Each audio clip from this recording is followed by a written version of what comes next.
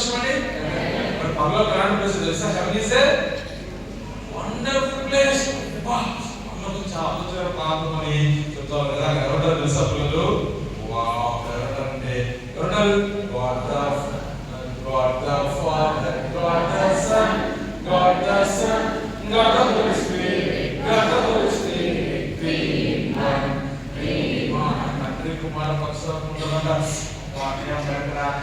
మరి ఇంకా ఎగ్జామ్స్ ఉంటాయి. ఎగ్జామ్స్ మరి ఎగ్జామ్స్ రాసి చెరువులు పెడితేనే ఎప్పుడో పనులు వెళ్ళిపోతారు పిల్లలు. తెలుసా? పిల్లలు బస్సులు పడాలన్నా బస్సులు పడినా పడలేదు. ఎక్కడాలన్నా పడలేదు తెలుసా పిల్లలు? పడలేదు తెలుసా పిల్లలు? నేను చెప్తాను మీకు. మరి మా మమ్మీ ప్లేస్ పడలేకపోవడం మా డాడీ ప్లేస్ అంటే బైబిల్లో ఉంది. యోహాను సువార్త 14:2-3 వచనాలు ఏమో తెలుసా? నా తండ్రి ఇంకా అనేక నివాస స్థలాలు కలవు, వాటిని సిద్ధపడడానికి చేసుకోమని చెప్పారు. మమ్మీకి ఉంది, డాడీకి ఉంది, తిండికి ఉంది, అందరికీ ఉంది. మనం పర్లేదు వెళ్ళిపోతానే, ఇప్పుడే వెళ్ళిపోతానే పర్లేదు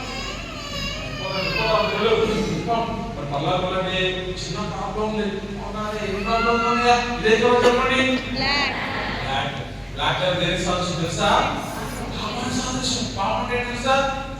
అబద్ధం, దొంగతనం, మోసం, గిచ్చడం, తినడం, రకరకాల చాడడం, జలసి, పౌడు, గుళ్ళు, ద్వేషం, ఈర్ష్య, పగ, అసూయ. చిన్న పాపం, చిన్నదైన పెద్దదైన పాపం జీతము ఏ వేదం లేదు. అందరూ పాపం చేసి పర్లోకాలు కొనుక్కోలేదు. నేను అప్పుడప్పుడు అబద్ధాలు దొరుకుతాను, మోసాలు చేస్తున్నాయా? మన సంగతి ఏంటంటే చేస్తే తెలుసా? నేను పర్లోకం కంటే గొప్ప ప్లేస్ ఉందా అంటే లేదు. పర్లోకం కంటే చాలా దారుణం చేస్తున్నారు. ఏంటంటే అంటే అర్థం ఏముంటుంది? కష్టం ఉంటుంది, నష్టం ఉంటుంది, లేదు ఉంటుంది, శోధన ఉంటుంది, రోజు ఉంటుంది, కన్నీళ్ళు ఉంటుంది, నిరాశ ఉంటుంది, ఇంట్లో ఉంటుంది, ఆకలి ఉంటుంది, దప్పి ఉంటుంది.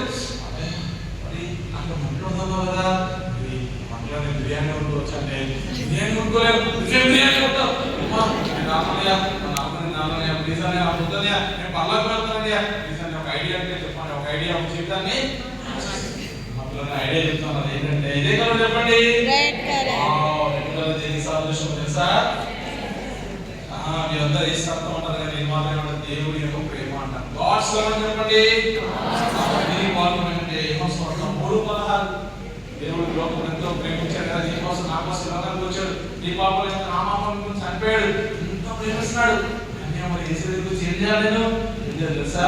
నువ్వు పాపాన్ని గ్రహించావు కదా, అబద్ధాలు మోసాలు చేస్తున్నావు తెలుస్తున్నావు కదా. ఎప్పుడైతే యేసు గురించి చేసేదాన్ని క్షమించేసా, ఇంకా అబద్ధాలు ఆడేసా, దొంగతనాలు చేసేసా, ఎప్పుడైతే యేసు హృదయంలో ఆహ్వానిస్తావో అప్పుడు నీవేమవుతావు తెలుసా పిల్లలు? ఎప్పుడైతే నిజంగా యేసుని అడుగుతావో ఏమవుతావు? పరిశుద్ధంగా మారిపోతావు.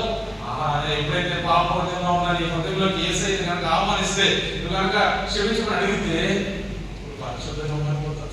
అదే నేను పరిశుద్ధంగా మారిపోతానని అది పాపాలంటే నేను నరకానికి వెళ్ళండి అని చెప్పేసి అతని పిల్లలు మరి వెంటనే నువ్వు యేసై క్షమించేసి అబద్ధం మోసం చేయాలంటే ఆయన రెడీగా ఉన్నాడు.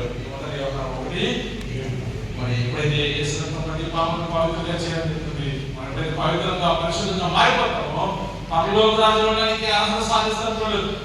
పరలోకంలో పోతామా? అలా వెళ్ళిపోతే నువ్వు నేను ఉండేవాడు రా, మనం పోవాలి, ఆయన అప్పుడు దాకా మనం ఏం చేయాలంటే ఏం చేయాలి సభ్యులు? ఏం చేయాలి చెప్పండి. దీంట్లో దేని సాదృశ్యం?